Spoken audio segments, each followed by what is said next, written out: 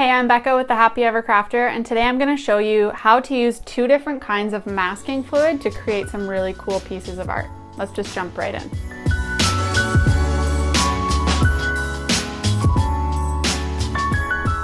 Alright, so for supplies in this video, I'm going to be using two different kinds of masking fluid. So the first one is this colorless art masking fluid by Winsor & Newton. There are tons of different kinds of masking fluid, but this is just the one they had at my art store.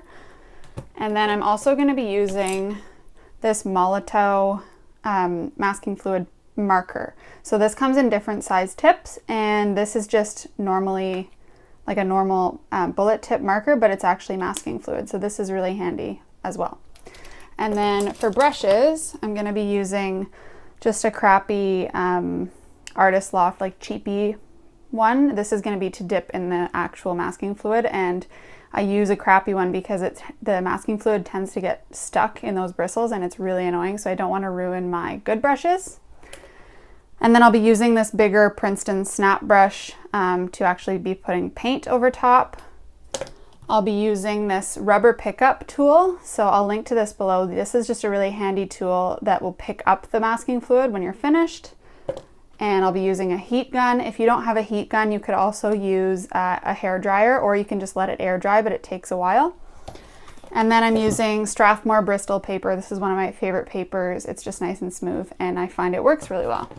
So there's that, and then for paint, I'll actually be using my Ecoline watercolor paints. For this, you can use whatever you want. You could use marker, you could use paint, you can do whatever you feel like, but I just love using these. So that's it for supplies, and let's just jump in and get started. So for the purposes of this tutorial, I'm just going to make a random layout of stuff that will work and be able to show you how to use both of these in one. So the first thing I'm going to do is use this actual colorless art masking fluid. Give it a good shake, and then open it up. Mine hasn't been opened in a while, so it's really sticky. Come on, buddy. There we go. So you can see, like, it gets really chunky after a while, so just avoid those chunks. And you'll want a glass of water nearby as well for your brush. So what I'm going to do is get my brush nice and wet and then dip it right in the masking fluid. Don't be afraid to get too much on there. And then you're just going to write whatever you want.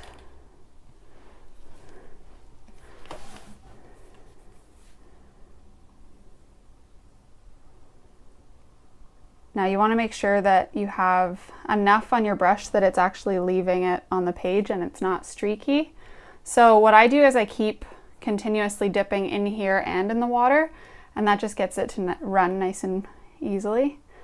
You don't want to put too much water on it because then it won't be thick enough, but you want enough that it doesn't get chunky. You'll see it get chunky if you don't have enough water, and it'll start to streak and drive you nuts.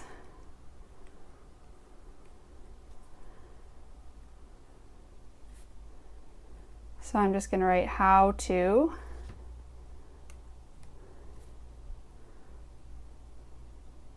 Now this masking fluid also does come in like an orangey color sometimes, which is really nice because then you can actually see what you're writing. But I try and just keep this on an angle where I can see it reflecting in the light a little bit and I can see where I've written. So in that one I'm just writing how.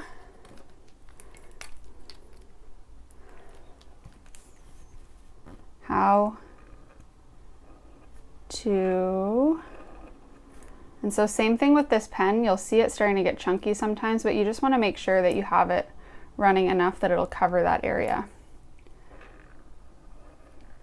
The thing that I don't love about these pens is that the tip tends to get like a little bit frayed and overused really quickly.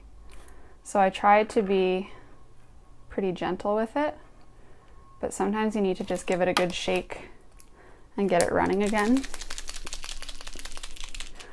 Or if you're going to be like me and you want to just put some dots all over this, you can use that to keep pressing it down and get it running again. And then it sort of looks like you did it on purpose.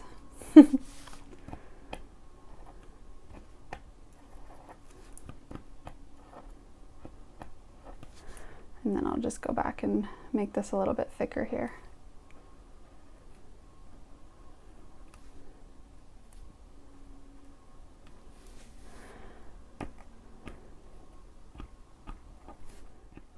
And then I'm gonna do some faux calligraphy with it.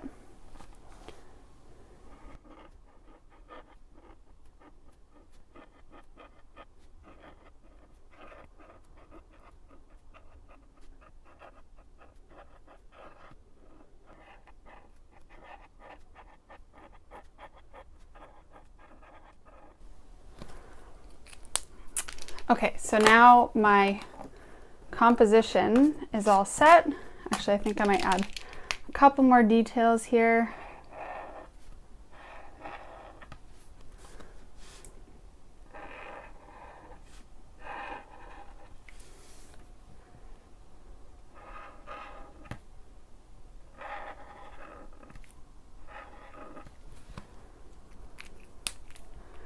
And then I'm going to use my heat gun or your hair dryer to just make sure this is nice and dry.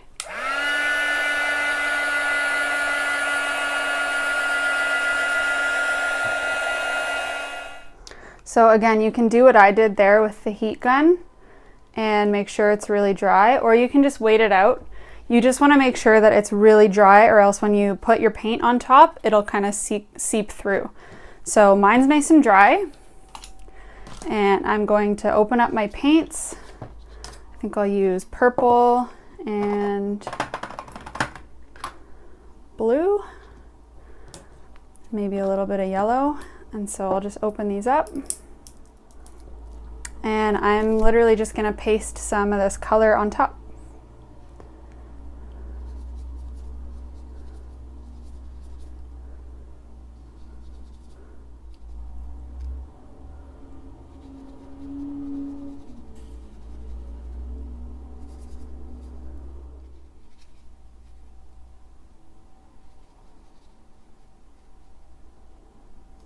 All right, so I've got all my colors on top there now, and same thing, you wanna make sure it's really, really dry before you use it. So for the interest of this video not being 2 hours long, I'm gonna actually use my heat gun, but when you're using colors like this, I actually suggest letting it dry with the air, because sometimes the bleeds end up looking really pretty. This might make it spread a little bit more and look a little different, but like I said, I don't want this video to be 2 hours long. So here we go.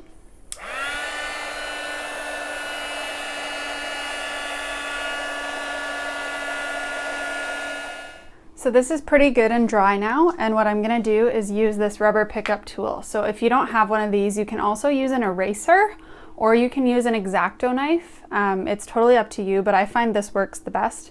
And so all I'm gonna do is really gently go over top of the masking fluid, and you'll see it starting to peel off. And with this tool, it sticks to it, but with some, you might have to actually go through and kind of pick it off and get rid of the remnants.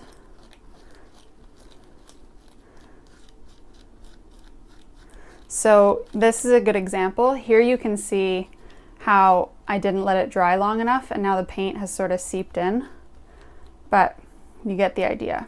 So this will pick up all the fluid, and what's underneath it should be white. Not working super well on this H. I think I put a little too much color over top. Yeah, so it looks like for most of this word, I put way too much color on, and it seeped right through the embossing, or sorry, the masking fluid. But I'll show you a trick to repair that in just a minute. So this was the result with the paintbrush and this liquid masking fluid. Now let's see the difference with the blue pen. So this one already seems to have worked a little better. There isn't so much color sitting underneath it. Sometimes I'll also just use my finger to go through. Sometimes it peels off really nice and easily, but I think I used the heat gun on this stuff a little bit too long, so it's sticking a little more than usual. But I think all in all, that blue masking fluid works a little better than the white one I have. You can really see the spots where it wasn't on thick enough and some color went through. And there you have it. So I'm gonna grab one thing that I'm gonna be able to fix this with, and I will be right back. Okay, so what I like to use to touch up is Dr. P.H. Martin's Bleed Proof White. This is like a white paint, and I use my aqua brush with it because this is really thick. You wanna get a little bit of water in there, so I find this works really well. Or I'll sometimes just go through with this white gel pen. This is a Uniball Signo or Sino, however you wanna say it. And this is really good for smaller touch-ups. So I'll start with trying this aqua brush. Just dip it in my P.H. Martin's, and I'll just go over some of the spots where the paint went through.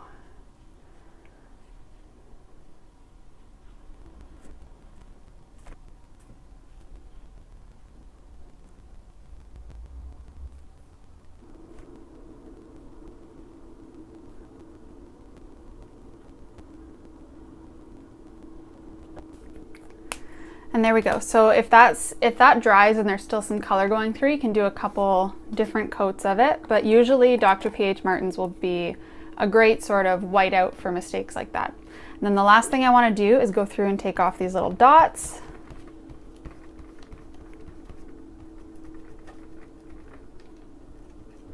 Being careful not to touch that wet paint right now. And there you have it. So that's how you use masking fluid. Again, when you go through and do your own, make sure you try to not have the color seeping through. So that was a combination of me using the heat gun on it for too long and also just having too much color put over top.